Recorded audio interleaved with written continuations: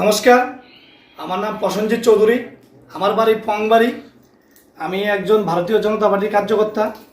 আমি গত কিছুদিন আগে মোহন দাস রাঙ্গামুড়া বাড়ি, ওর বাবার নাম ভরত দাস, কয়েকজন লোক নিয়ে আমার বাড়িতে গেছে 14 তারিখ 11টা থেকে 12টার মধ্যে।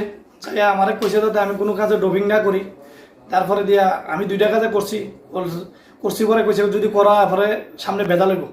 কালকে আবার 14 তারিখের পরে কালকে আবার আমারে রাত্র 9:30 থেকে 9:48 পর্যন্ত আমার মিস কল দিছে। আমি ফোনটা উঠাইছি না। তারপরে আমি বাইরে গিয়ে জামা কাপড় খুললে আমি আগরতলা গেছিলাম একটা অফিসের কাজে, টেন্ডার ড্রপিং করতাম। এবার জামা কাপড় খুললে আমি এরে কল ব্যাক করছি আর একটা মোবাইল দিয়া আরেকটা নাম্বারে লাগাইছি। লাগানোর পরে এরে দুজন কথা কইছি আমি দাদা আপনি কিরে ফোন করছেন আমারে? তুমি নলছর কোনো কাজে ড্রপিং করবে না, যদি ড্রপিং করো আমি তোমার বাইতে উড়াই নিয়া তোমারে গুল্লি বেড়ে মাইরা লামু। হ্যাঁ, এই আন্ডা ফান্ডা নিকুয়েশন মাফিয়া তের জ্বালা তে আমার মাইরা লাগব। আমার বউ বাচ্চা সামনে আসলো, আমার মাইয়াটা ডরাইছে, মায়া নাবালক মায়া ডরাইছে, আমার বউ ডরাইছে, ওকে তোমারে কইছে মাইরা লাগব। তা আমি আজকে এই কথা শুনে আমার প্রাণের সংকট ভাববা আমার যদি মাইরালা, আমি আজকে থানার মধ্যে এই কাগজটা আমি একটু আগে আমি জমা দিয়েছি।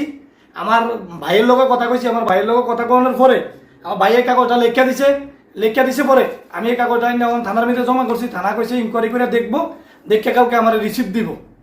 আমি মুখ্যমন্ত্রী কদিন আগে আপনারা দেখছেন সোশ্যাল মিডিয়ার মধ্যে মুখ্যমন্ত্রী কি কইছে, যারা নিগু মাফিয়া কোনো কন্ট্রাক্টরের উপরে এমন অত্যাচার করবো তারা করাভাবে মুখ্যমন্ত্রী দেখবো।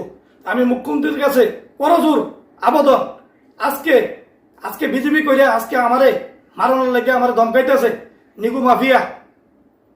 হ্যাঁ মন্ডলের সদস্য হ্যাঁ আমারে মেরে লাইব, আমার বাড়িতে নিয়ে উড়ে মেরে লাইব। আমি মোহন দাস কইতে আছি, আমি বাবার কত আমি শুনি না, তোরা আমি উড়ে লাইলাম বাড়িতে, আমার চিনচুপ নি কেটা। তো এই আন্ডাল ফান্ডালের লাগিয়া আজ যে আমরা ফাটিটার বদনাম, আমি মুখ্যমন্ত্রীর কাছে করা জোর পাবে অনুরোধ, আপনি এটা করা ভাবে দেখবেন। নমস্কার।